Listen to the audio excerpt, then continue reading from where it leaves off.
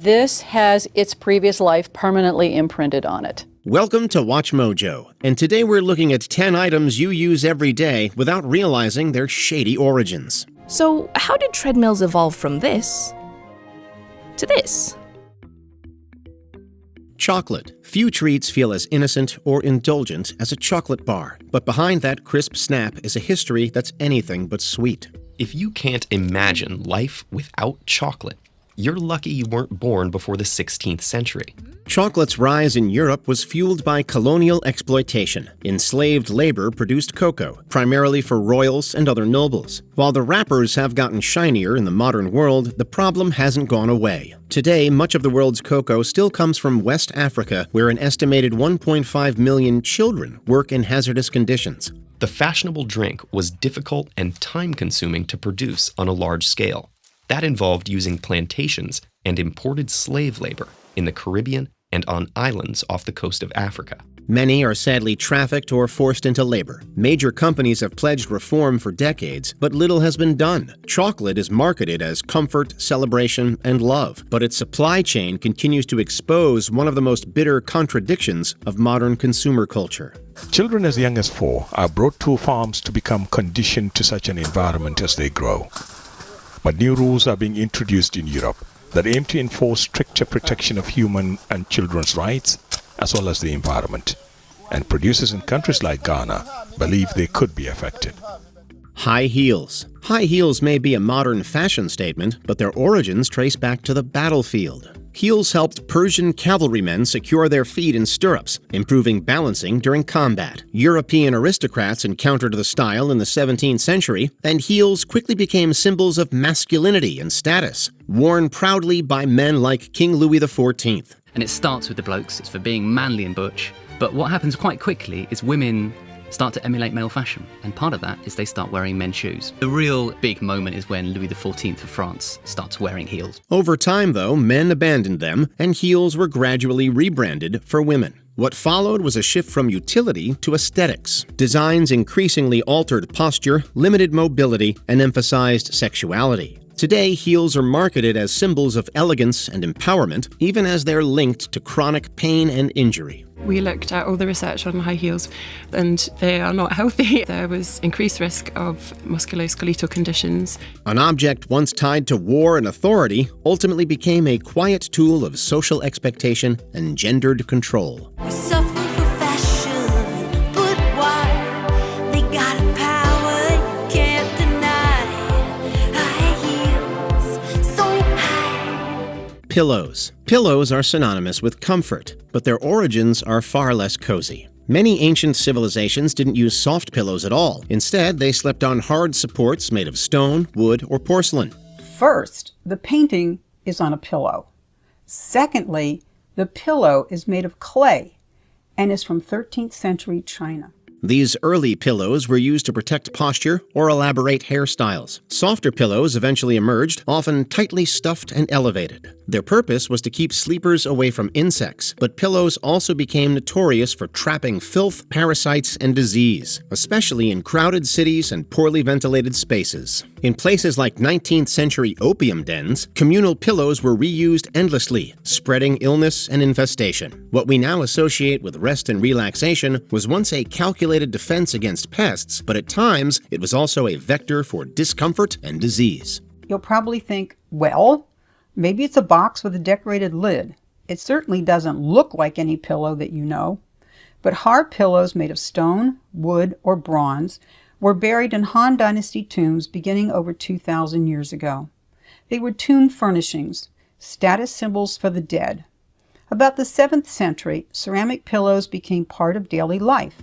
Bicycles. Bikes are a symbol of freedom and independence, but they began in an era of fear and social backlash. They first surged in popularity during the late 19th century. Critics warned they were physically dangerous and morally repugnant, especially for women. What started out as a plaything for the nobility was now mobilizing the masses, and even women were getting in on the act.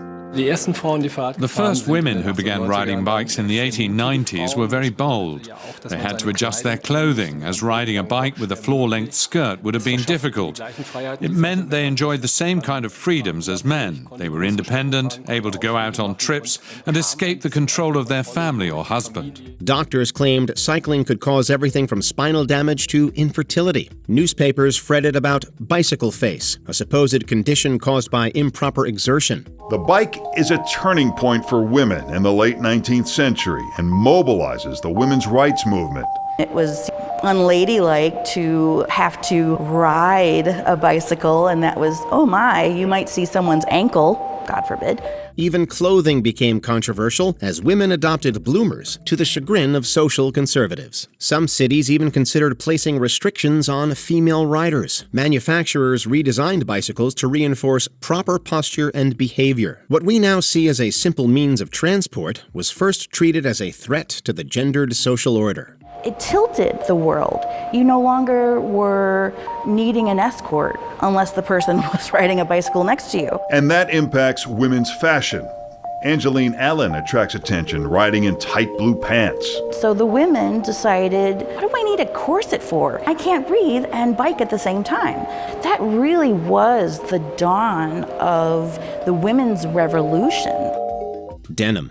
Denim feels timeless and universal. For well over a century, it's been a staple of Western fashion. But denim's history is inseparable from racial exploitation. People don't necessarily think about how their blue jeans came to be blue. Historically, that's because of the indigo dye. Centuries ago, indigo was said to be worth its weight in gold.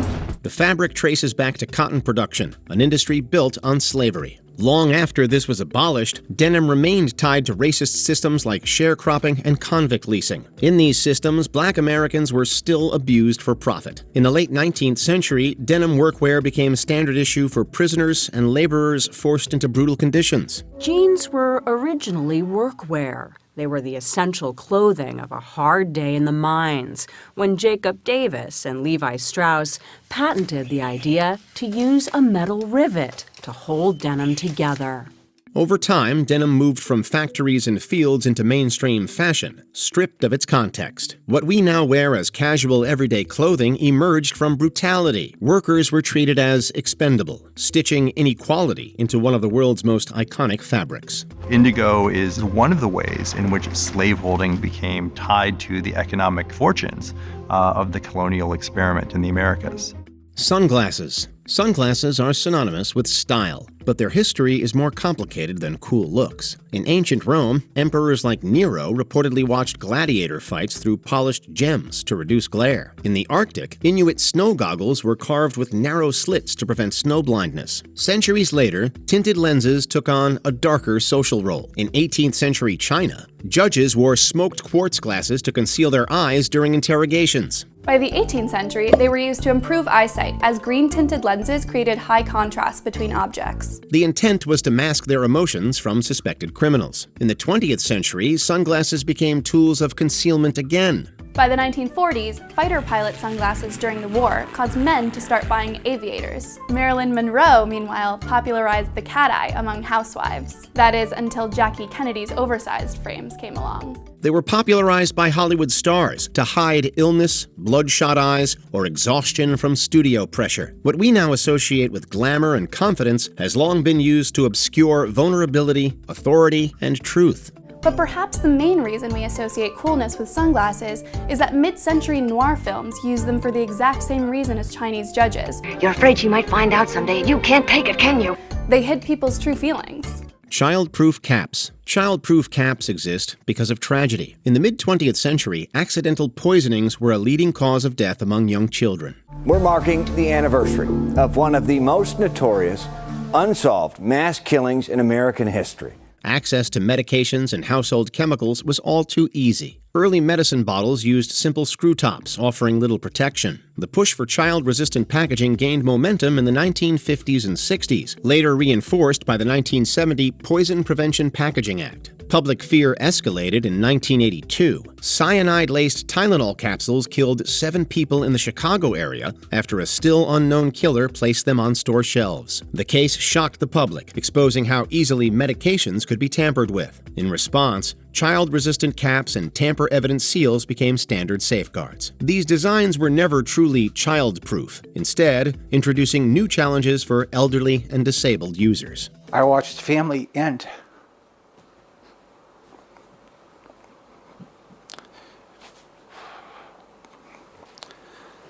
I don't know how anybody could do anything like that. Superglue. Superglue is marketed as a household and hobbyist miracle, but it was born in war. He envisioned a glue that could completely replace sutures. Chemist Harry Coover was searching for clear plastics for gun sights and scopes. What he created instead, cyanoacrylate, was dismissed at first for being too sticky. Its potential was fully realized a generation later during the Vietnam War. The U.S. military was very interested in Coover's adhesive, and they developed a medical superglue spray for use in the Vietnam War. The spray saved lives. There, the adhesive found a grim new use on the battlefield. It was a great emergency sealant on battlefield wounds when traditional treatment wasn't available. Superglue was never a replacement for proper medical care, but its emergency use saved lives under extreme conditions. In the 74 years since Coover's accidental discovery, cyanoacrylate has grown to become a $3 billion industry. But its impact doesn't stop there, because now scientists are turning to Coover's original research, exploring its use as a plastic. And it could well solve one of the biggest problems the planet faces: how to recycle the mountain of plastic we produce each year. Kleenex tissues. Before they wiped away tears and runny noses, facial tissues were tied to chemical warfare. Modern-day tissues were first marketed in the early 1920s as a disposable cloth for wiping off cold cream. Disposable tissues were developed during World War I. Based on crepe paper, they were designed for use in gas masks. Tissues were originally created to help filter toxic chemical agents. After the war, manufacturers repurposed that technology for civilian use. They first marketed it in the 1920s as a disposable makeup remover. The interlocking folds ensure that when you pull out one tissue, it draws the next out of the box ready to use. Soon afterward, consumers began writing to the company about using the tissue to blow their noses. The practice became so widespread that Kleenex pivoted. They reframed disposable tissues as hygienic necessities. Gone were the days of the pocket hanky, replaced by tissue paper originally created to stop mustard gas. A tight slot in the film makes grabbing a single tissue a non-issue. Before we continue, be sure to subscribe to our channel and ring the bell to get notified about our latest videos. You have the option to be notified for occasional videos or all of them. If you're on your phone, make sure you go into Settings and switch on your notifications. Treadmills. Treadmills have been an exercise staple for decades. Users who hate running may jokingly call them torturous, but the device was indeed invented as a form of torture. In the 1800s, treadmills were created to punish English prisoners. In the early 19th century, penal treadmills were installed in British prisons as hard labor. Prisoners were forced to step endlessly on rotating wheels for hours at a time. These early treadmills sometimes powered mills or pumps, but often accomplished nothing at all. The machines were designed to exhaust bodies, break spirits, and discourage crime through physical suffering. Prisoners would climb on a large wheel for hours at a time. The wheels ground corn or pumped water, so it was seen as both community service and punishment. Inmates frequently collapsed from injury, malnutrition, or exhaustion. By the late 1800s, the practice was condemned as cruel and abandoned. But the device itself survived. Rebranded and sanitized, the treadmill re-emerged in the 20th century as exercise equipment. So the next time you voluntarily subject yourself to what was once a cruel and unusual punishment, just be glad you can control when you'll hop off. Is this video going to make it hard to look at these objects the same way anymore? Let us know in the comments below.